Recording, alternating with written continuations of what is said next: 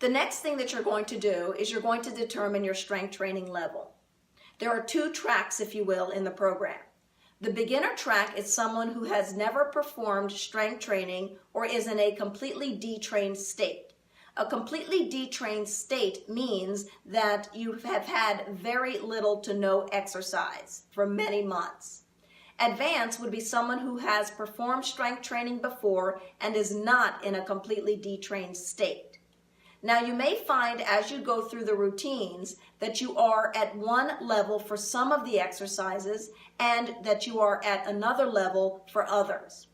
The prescribed number of sets and repetitions for each level should be used as a guide, not an absolute.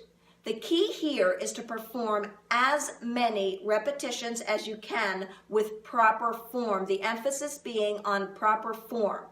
But you still want to get a good workout in. So by that third set, you should still be feeling a bit fatigued and worn.